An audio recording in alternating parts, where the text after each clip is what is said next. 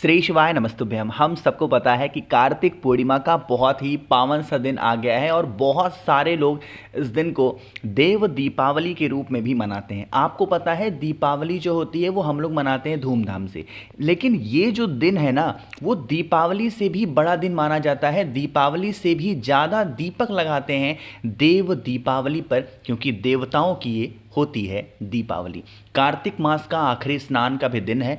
बहुत लोग कंफ्यूज थे कि भैया हम व्रत रहते हैं, हम स्नान दान करते हैं, हम देव दीपावली पे शाम को पूजा करते हैं, आरती करते हैं, दीप प्रज्वलित करते हैं, बट ये नहीं समझ में आ रहा है कि दीपक 4 को जलाएंगे या 5 को। इसकी बातें हम लोग करेंगे। और पूर्णिमा के दिन चंद्र दर्शन का भी अपना अलग महत्व होता है, तो कब चंद्र दर्शन आपको करना है इसके बारे में बात करेंगे। खीर का क्या इस्तेमाल करना है और क्या होगी पूजन विधि, इसके बारे में बात करेंगे। बहुत ही ध्यान से वीडियो को देखिएगा जिससे जानकारी आपको ठीक से समझ में आ पाए, है ना। देखो, आज तक मैंने जितनी भी वीडियो बनाई है और उसमें डेट को लेके अगर मेरी बहनों को कोई भी कन्फ्यूज़न हुआ है, मैंने हमेशा से महाकाल की नगरी उज्जैन के पंचांग के बारे में बात किया है। ठीक, स्क्रीन पर आप लोग को जो पंचांग दिखाई दे रहा है यह है 5 नवंबर 2025 का पंचांग, जो कि उज्जैन मध्य प्रदेश का है। 2 चीज़ों को नोट करिएगा। सबसे पहले जो सूर्योदय का समय हो रहा है वो कब हो रहा है? सुबह के 6:38 पे। ठीक, सूर्य देवता अस्त कब हो रहे हैं? 5:42 पे। ये मैं 5 नवंबर के बारे में बात कर रहा हूँ। और जो चंद्रोदय का समय हो रहा है, यानी कि चंद्र देवता जो निकल रहे हैं वो कब निकल रहे हैं? मैं ब्लू कलर से पेंट करके लिख रहा हूँ। ये 5:27 को शाम को है। ठीक, ये सुबह का समय है, ये शाम का समय, ये भी शाम का समय है ना। अब यहाँ पर एक चीज़ समझिएगा, तिथि पे नोटिस करते हैं। तिथि क्या लिखा है? शुक्ल पक्ष की पूर्णिमा तिथि। अरे लिखी है ना, कब स्टार्ट हो रही है? 4 नवंबर को 10:36 पे स्टार्ट हो रही है ना। अरे बताओ, स्टार्ट हो रही है तो भाई 4 नवंबर को 10:36 पे, यानी कि सूर्य देवता चंद्र देवता कब उदय हो रहे हैं? शाम को 5:30 बजे। इसका मतलब शाम को 5:30 बजे तक तो आपका 4 तारीख को पूर्णिमा तिथि है ही नहीं। अब पूर्णिमा लग कब रही है? 5 तारीख को पूर्णिमा तिथि लग रही है, क्योंकि जब कभी भी हम किसकी बातें करते हैं, अपने हिंदू धर्म की, सनातन धर्म की, तो हमेशा क्या देखा जाता है? सूर्योदय का समय। तो सूर्योदय का समय देखा जाए तो भी आपकी पूर्णिमा 5 तारीख को है। और हमेशा पूर्णिमा के दिन चंद्रदेव की पूजा होती है। तो अगर शाम के टाइमिंग की भी बात यहाँ पर तिथि में आप नोटिस करोगे तो 5 नवंबर को शाम के टाइम पे भी क्या है? पूर्णिमा है। जो 4 नवंबर है वहाँ पर तो 10:30 बजे खत्म ही हो जा रही है, मतलब 10:30 बजे से पहले खत्म हो जा रही है। इसका मतलब 4 तारीख को तो बिल्कुल भी पूर्णिमा तिथि नहीं होगी, ना तो किसी भी हिसाब से उदया तिथि हो जाए या फिर किसी भी तरह से। चीज़ें क्लियर हो रही हैं क्या? तो यहाँ पर हमें टाइमिंग को लेकर के जो उसके डेट को लेके कन्फ्यूज़न था वो बारे में हमने बात किया है कि आप लोगों को जो पूर्णिमा का व्रत रहना है या जो दीप जलाना होगा वो कब जलाओगे? 5 नवंबर को। पहली बात। दूसरी बात, हमने बात की थी कि चंद्रोदय के समय के बारे में बात करेंगे। देखो कितना जल्दी चंद्र देवता उदय हो रहे हैं। शाम को 5:27 पे ही चंद्र देवता उदय हो रहे हैं। तो जो कुछ भी उपाय आपको शाम को करने हैं वो कब करने हैं, या दीप जो जलाने हैं कब करने हैं? शाम को 5:30 बजे तक आप अपनी पूरी तैयारी कर लो। और 5:30 बजे के बाद में जितने दीपक जलाने हों, जितने दीप प्रज्वलित करने हों, दीप वगैरह आप प्रज्वलित कर सकते हैं। इसमें कोई इशू नहीं होगा, कोई दिक्कत नहीं है। बातें समझ में आ रही है क्या मेरी? चलो, तो यहाँ पर ये बातें आपको क्लियर हो गई। अब जो दूसरी बातें मैंने बताई थी वो होती है खीर की, है ना। देखो, जब कभी भी पूर्णिमा तिथि आती है, चाहे वो कोई भी पूर्णिमा हो, है ना, वो पूर्णिमा पर चंद्र देवता अपनी पूरी लालिमा बिखेरते हैं पृथ्वी पर। मानते हो आप भी ना कि जैसे लगता है ना पूर्णिमा की रात में कि किसी ने एलईडी लाइट जला दी है, इतनी रोशनी होती है बाहर। आपको क्या करना है? रात को 12 बजे 5 नवंबर को अपने घर में खीर बनानी है। चंद्र देवता की रोशनी में आधे से 1 घंटे तक रखना होगा। उसके ऊपर जो छन्नी आती है ना, उस छन्नी को रख देना ताकि कोई कीड़े मकोड़े ना पड़ जाए ना, ऐसा। चंद्र देवता की रोशनी में, चाहे वो अपने घर की छत पे रखो या जहाँ से भी चंद्रदेव के दर्शन हो रहे हैं, आपको क्या करना है? खीर बना करके अच्छे से रख देना। ठीक, तो ये सारी बातें क्लियर हुई। चौथी बातें, मैंने स्टार्टिंग में जब कार्तिक महीना स्टार्ट हुआ था तभी मैंने आपको बताया था कार्तिक मास में दो चीज़ों का महत्व होता है, दो चीज़ों कहो या दो लोगों कहो। एक तो माता तुलसी के पौधे का बहुत बड़ा महत्व होता है और दूसरा महत्व होता है भगवान हरि का भगवान नारायण का। कार्तिक स्नान का आखिरी दिन है, शाम के टाइम पे जब दीप प्रज्वलित करना, माता तुलसी के ऊपर एक चुनरी उड़ाना। कौन से रंग की उड़ाओगे? लाल रंग की। किसको? माता चुनरी को एक लाल रंग की चुनरी उड़ाना, उनके सामने भगवान हरि नारायण के नाम का दीप जलाना, और वो दीप जो जलाओगे वो कौन सा होगा? गोल बत्ती का दिया जलाना।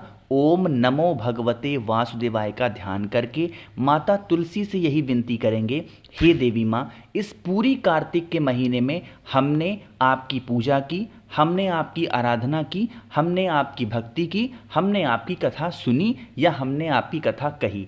इन सभी दिनों में, पूरे कार्तिक महीने में जो भी हमसे गलतियां हुई हों, जो भी हमसे पाप हुए हों, उन गलतियों को क्षमा करें।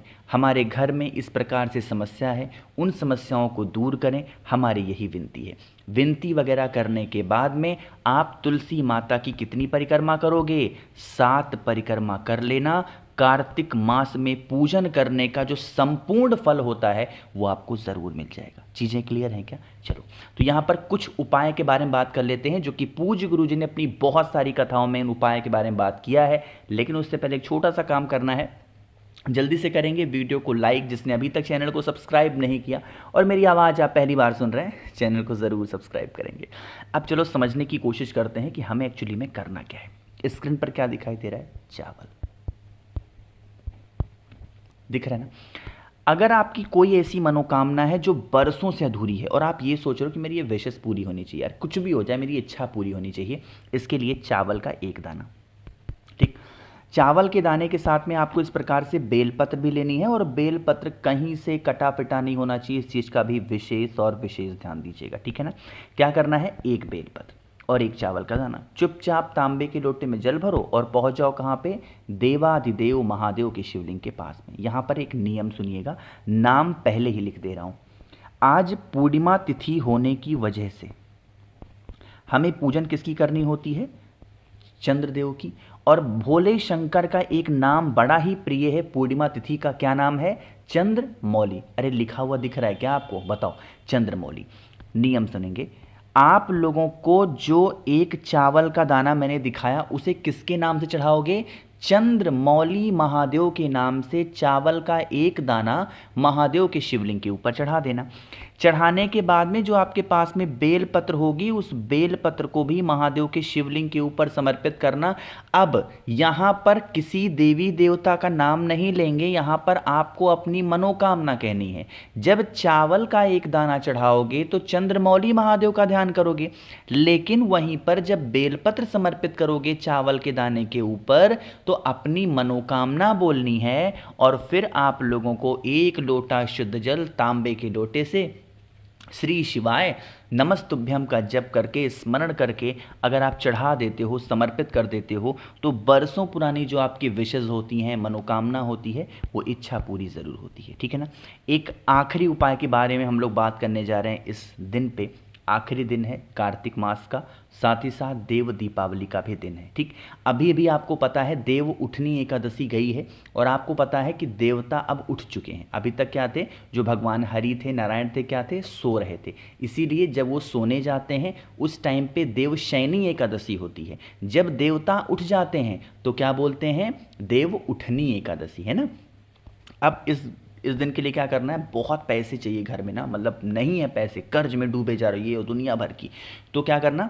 एक दीपक ले लो, मन हो मिट्टी का ले लो, मन है आटे का ले लो, जो इच्छा हो, जैसे इच्छा हो ले लो, ठीक।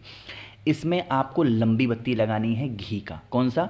घी का दिया, लंबी बत्ती का। जो भी व्यक्ति कार्तिक मास के आखिरी दिन यानी कार्तिक पूर्णिमा के दिन, देव दीपावली के दिन अगर आप आंवले वृक्ष के नीचे लगा देते हो तो इससे आपकी फैमिली में, आपके घर में धन धान्य की कमी होती ही नहीं है। माँ लक्ष्मी इससे बड़ा ही प्रसन्न होती हैं और आपके घर में उनका वास होता है। एक बात और सुनिएगा, अभी देव उठनी एकादशी पे मैंने उपाय बताया था आपको बहुत सारे। मैं भी गया था जब आंवले वृक्ष के नीचे, मैंने देखा बहुत सारे हजारों दीपक वहाँ जल रहे थे, और बहुत सारे दीपक तो लंबी बत्ती के थे, बट कुछ ऐसे थे जो गोल बत्ती के भी थे ना, कभी नहीं।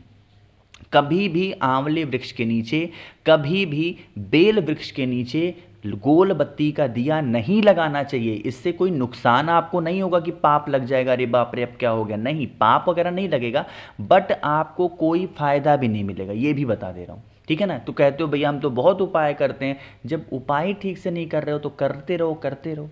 बार बार कहता हूँ, आंवला वृक्ष हो और बेल का पेड़ हो या किसी देवी माँ को आप दीप लगाओ, हमेशा लंबी बत्ती का ही लगाओ, आपको बहुत लाभ मिलेगा। कोशिश की है अच्छा समझाने की। वीडियो पसंद आई हो लाइक करिएगा, कुछ पूछना है नीचे कमेंट सेक्शन में पूछें, और मेरे जितने भी भाई बहन आवाज़ पहली बार सुन रहे हैं चैनल को ज़रूर सब्सक्राइब करेंगे। श्री शिवाय, नमस्तुभ्यम।